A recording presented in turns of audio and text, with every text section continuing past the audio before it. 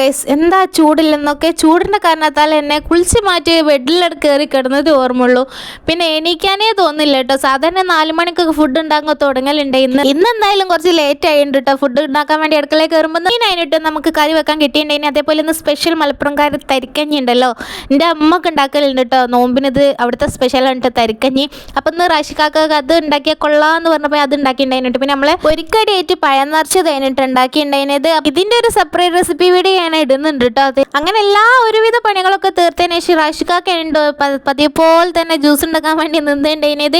അപ്പം നമുക്ക് നോമ്പെടുക്കാൻ വേണ്ടി ബാങ്ക് വിളിക്ക് വേണ്ടി കാത്തിക്കണിട്ട് ഞങ്ങളെല്ലാവരും. ഇത് സ്പെഷ്യൽ നമ്മളെ പീടികയിൽ മുജീബ് ഖാൻ്റെ പൊറാട്ട ഉണ്ട്. എനിക്ക് പീടികയിൽ ഈ നൂൽ പോലത്തെ പൊറാട്ട ഭയങ്കര ഇഷ്ടമാട്ടോ. നമ്മൾ മുജീബ് ഖാൻ്റെ ഇതിലേക്ക് നല്ല അയല കറിയാണ് ഇട്ട് ഉണ്ടാക്കിയിട്ടുണ്ടായിരുന്നത്.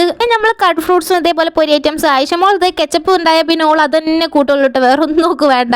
അതിൻ്റെ ഇടയിലെങ്ങാനും വത്തൊക്കെ എടുത്ത് തിന്നുണ്ടായിരുന്നു കേട്ടോ. അങ്ങനെ അതൊക്കെ കഴിഞ്ഞ് റാഷിയാക്ക് നിസ്കാരമൊക്കെ കഴിഞ്ഞതിന് ശേഷമായിട്ട് നമ്മൾ തരിക്കഞ്ഞി കുടിച്ചിട്ടുണ്ടായിരുന്നത്. അപ്പോൾ ഇന്നത്തെ വിശേഷം ഇത്രയേ ഉള്ളൂ. അപ്പോൾ സബ്സ്ക്രൈബ് ചെയ്യാതെ കാണുന്നവരുണ്ട് ഒന്ന് സബ്സ്ക്രൈബ് സപ്പോർട്ട് ചെയ്യണം. അപ്പം അടുത്ത വീഡിയോ ആയിട്ട് നാളെ വരാം.